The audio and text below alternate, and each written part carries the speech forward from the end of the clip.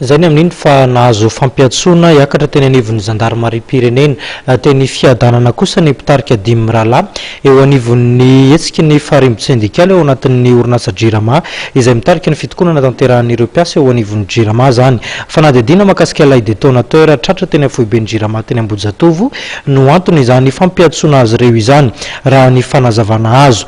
Tamin'ity androandroany ity tokony tamin'ny 10 sasany maraina moa no nanomboka ny fanadihadiana ary niditra tsirairay tao amin'ny birao ireto 10 mirala ireto nanao ny fanadihadiana. Tamin'ny 3 ariva tanoany kosa vao ny farana ny fanadihadiana natao azy ireo ka tonga nanotrona izany ny mpiasa nanatanteraka fitokonana eo anivon'ny orinasa Jirama. Izy ireo moa dia manohitra ny fitokonana entina indrindra nafoanana ny fanaovatso ny mpiara-miasa eo amin'ny Symbian Power izay fantatra fa anoana ihany koa zany ilay fitazomana ny famokarana herinaratra eny Mandro Seza eny. Lafim-baovao tsy miala lavitra amin'izay ihany sika eo anivon'ny Jirama ny famatsiana herinaratra ny Tinambara milina mamatsy herinaratra 20 megawatt no efa tonga ao amin'ny serana Tsambony Tomasina amin'izao fotoana izao. Milina fanampiny izy reto ialana amin'ny fatapatapahan-jiro matetika ary ihany koa natao hitsinjovana betsaka ny fotoanan'ny maitany izay mampiena ny rano ao andekaleka ao izay mampiodina ary azahoana ny herinaratra. Tsy ny fitokonana nataon'ny mpiasa ny Jirama no mahatapaka matetika ny herinaratra fa fahatapahana ara-teknika raha nambaran'ny ministra ny Angofo sy ny Akoranavo. Efa tonga ao Toamasina ny milina roa lehibe mamatsy 20 megawatt anampiana ireo milina ialana amin'ny fahatapahan-jiro sy ho fitsinjovana amin'ny fotoana maitany.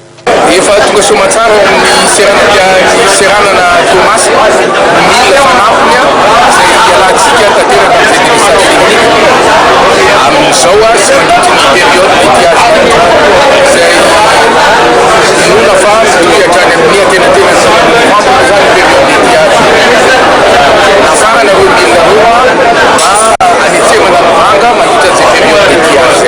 Nanambara ny ministra ny Angovo fa mandeha tsara ny jiro sy ny rano eto Antananarivo sy any amin'ireo faritany 10. Mizotra tsara ny asa eo anivon'ny Jirama ary ny amakamaroan'ny mpiasa ny Jirama dia manatanteraka ny andraikiny avokoa fa vitsy ihany ireo izay mitokony. Raha jerena aloha raha atao topo-maso ny hita amin'ny herinandro lasa dia azo lazaina hoe ho tena miavitsy ny mpiasa izay mbola mitokona ao amin'ny orinasa Jirama. Na zany na zany mbola mbana ihany zareo amin'ny haino aman-jery. Amin'izao fotoana izao dia efa nisy ihany aloha ny ezaka andravonana ny disadiso io amin'ny alalan'ny fanatona.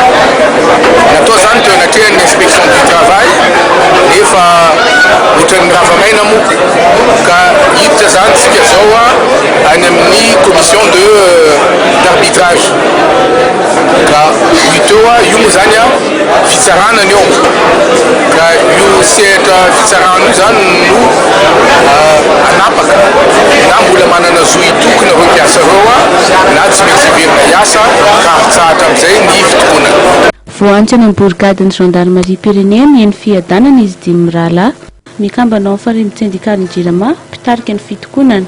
Atao fanadihadiana mahakasika ilay bomba hita teny amin'ny Foibepita tanàna Ambojatovo izay toerana fanatanterahany mpiasa ny Jirama fitokonana.